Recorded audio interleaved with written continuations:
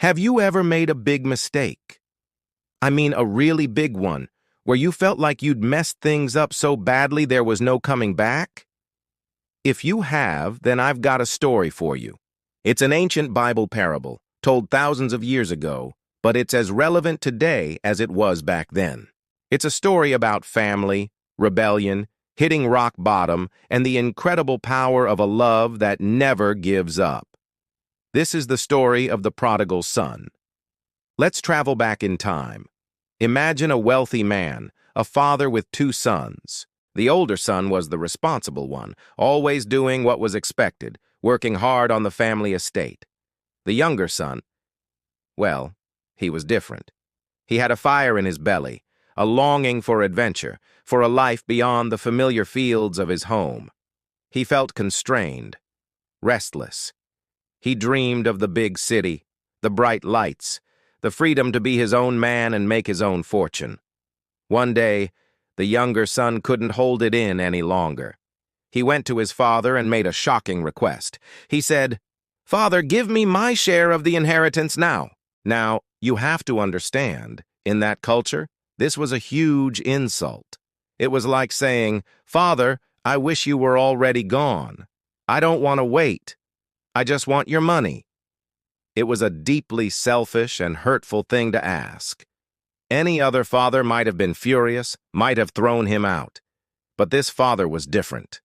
With a heavy heart, he looked at his son, saw the determination in his eyes, and did the unthinkable.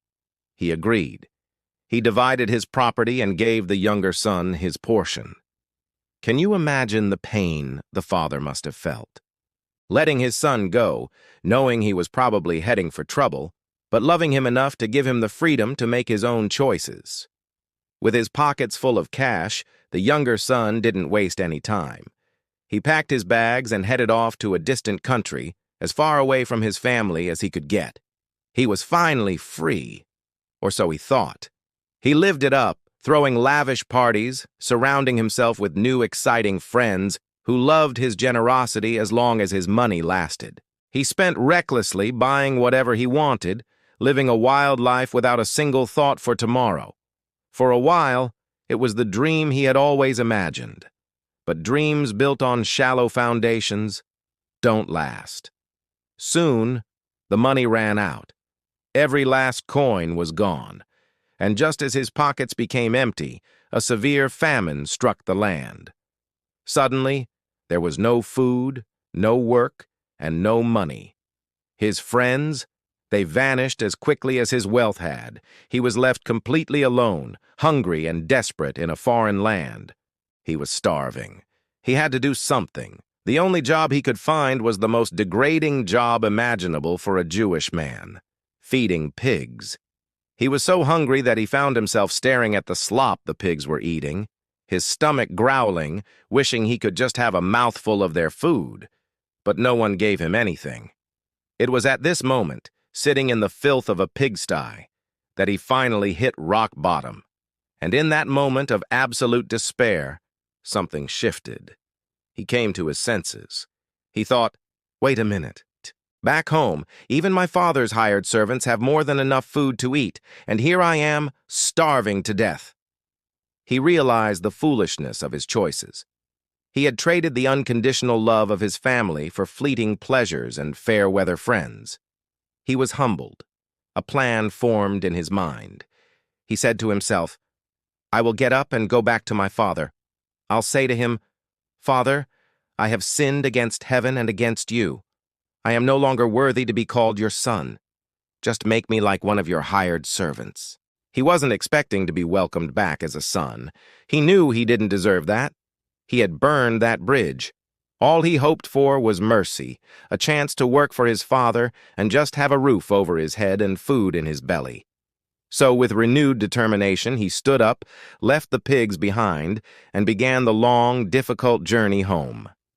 He was probably rehearsing his speech over and over, filled with shame, anxiety, and just a tiny sliver of hope.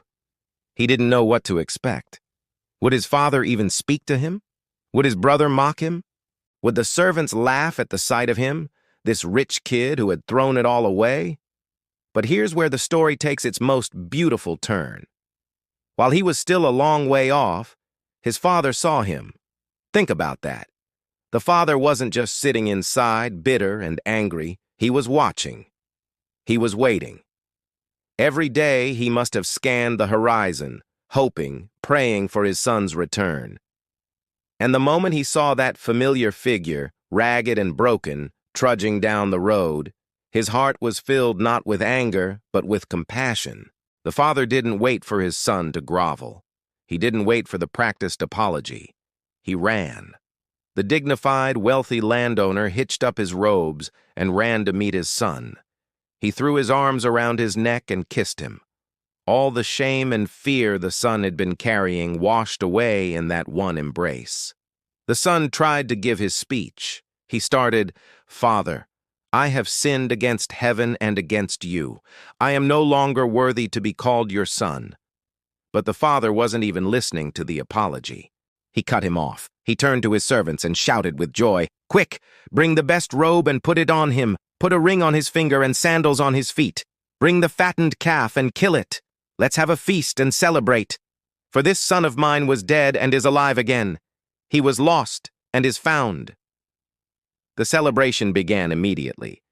The robe symbolized honor, the ring signified authority and belonging in the family, and the sandals showed he was a son, not a slave. The fattened calf was reserved for the most special of occasions. This wasn't just forgiveness, it was a full restoration. The father wasn't just taking him back, he was celebrating his return with overwhelming joy. He was shouting to the world, "My son is home." Now, what about the older brother? He was out working in the field, doing his duty as always. When he came near the house, he heard music and dancing. He called a servant and asked what was going on. The servant told him, "Your brother has come home, and your father has killed the fattened calf because he has him back safe and sound." The older brother was furious. He refused to go inside. He felt a deep sense of injustice. He had been the good son, the one who stayed, the one who worked hard every single day. He had never disobeyed his father. And what was his reward? Not even a young goat to celebrate with his friends. But his brother, who wasted the family's wealth on a wild life, comes home and gets the biggest party imaginable. His father came out and pleaded with him to join the celebration. But the older son was bitter. He complained, "Look, all these years I've been slaving for you and never disobeyed your orders. Yet you never gave me even a young goat so I could celebrate with my friends. But when this son of yours who has squandered your property comes home, you kill the fattened calf for him." The father's reply is one of the most profound parts of the story. He said, "My son, you are always with me, and everything I have is yours." He reassured his older son of his love and his place in the family. Then he gently explained, "But we had to celebrate and be glad, because this brother of yours was dead and is alive again. He was lost and is found." And that's where the story ends. We don't know if the older brother went inside. The story leaves us to think. It challenges us. Are we like the younger son, needing to come home and accept forgiveness? Or are we like the older son, struggling with resentment and failing to share in the joy of another's redemption? This incredible story is a picture of unconditional love. It's a reminder that no matter how far we've strayed, no matter how big our mistakes, there's always a way back home. It shows us a love that doesn't keep score, a love that's always watching, always waiting with open arms, ready not just to forgive, but to celebrate our return. It's a story that tells us we are always worthy of a second chance. Thank you so much for watching and sharing this story with me today. If it touched your heart, please give this video a thumbs up and consider subscribing for more stories that inspire and make us think. Drop a comment below and let me know which part of the story resonated with you the most. See you in the next video.